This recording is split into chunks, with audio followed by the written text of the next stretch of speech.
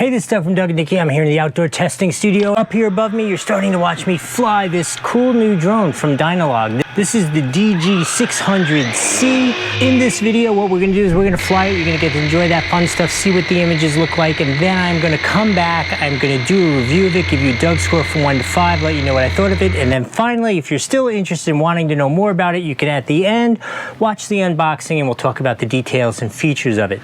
Let's go watch it fly.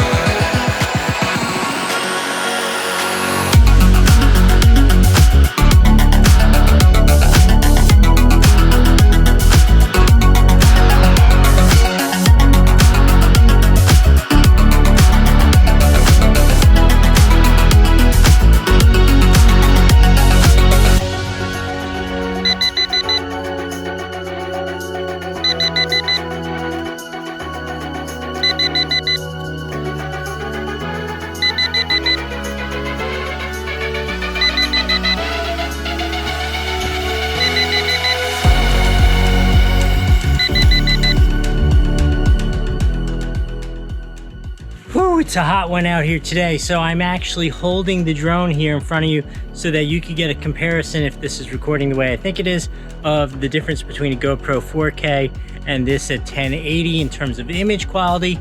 So I've been flying out here all day. It is a hot one. I've been through lots and lots of batteries. I have to say, as a basic beginner drone, it's pretty cool. I do have some struggles with it. I think I know what I'm doing, and it took me more time to get the motors unlocked and get it able to start and up in the air, like 10 minutes of turning it off, turning it on, redoing the compass, and I don't know what it is about it. Seems to me my recommendation would be, if it's going to be a beginner drone, it should be easy to put up in the air. I found it to be difficult to put up in the air. Again, could just be me. Once it was up in the air, I found the flying experience pretty good. Every once in a while it would take off on a little bit of a strange direction, but easy to control.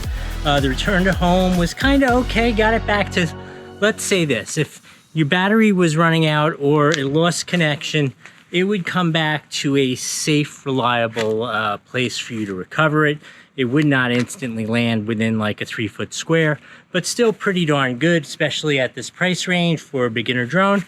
Fun to fly. I think it's good to fly in the sense that it is definitely a little underpowered, so it is not a speed demon, but it is competent. You can fly it in the wind, you can enjoy it, you can have fun with it. I think this is a really good balance at its price point in terms of what this can do. So I'm going to give this a solid 4 out of 5 for what it is as a beginner drone, and I still think it's really cool looking. Anyway, I hope that was helpful. We'll see you next time. Hey, welcome to the past. I know you watched it fly. You must have watched the review, thought it was interesting enough that you wanted to know what comes in this box. So I am opening it up for the first time myself at this point. You've seen much more than I know in real time here.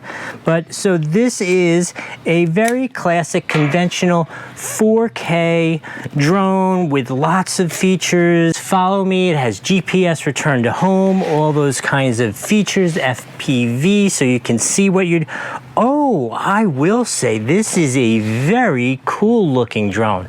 Look at that. I really like this. I love that it is like not that conventional, boring. They're all like kind of this dark gray. This is this cool kind of like a light gray. It is a very, very light construction. I could tell you that much.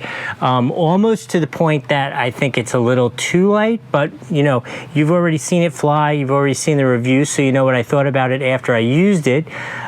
These are not brushless motors, I do not believe. It's a full HD camera, but it is not gimbaled, so you can adjust it up and down, but it is not a stabilizing gimbal. I do know it has a headless mode, which means it'll fly in if you're new to drones, it'll fly in whatever direction you point it on your remote, which is a nice feature. Here we have spare blades, some hardware for replacing the some hardware for replacing the blade. I do see 2 chargers, which I am always a fan of, so that we can charge both batteries at the same time. What do you say we take a look at the batteries and see what they're like? Here are the batteries. They are a modular complete battery, so you can see what that looks like. This is going to just charge via those 2 USBs. And here's the remote. Oh, and this remote is nice again. Again, same thing. I'm going to say this is kind of very plasticky, kind of feels a little cheap, but at the same time, I really like the color. I like the function. It's got all the GPS, the return home, headless button, compass bearing, takeoff landing, single touch. You have your controls for photo, video, all those kind of things. All the standard things you would expect, and obviously it comes with an instruction manual. I highly recommend you read them, because somebody in the factory is like, I can mess with them by changing one control. And so this makes it much easier. You don't get surprised when you're out there flying it. Overall, this seems like a really nice, good balance of quality for what it costs and that kind of stuff. You saw the review already. I hope that was helpful. We'll see you next time.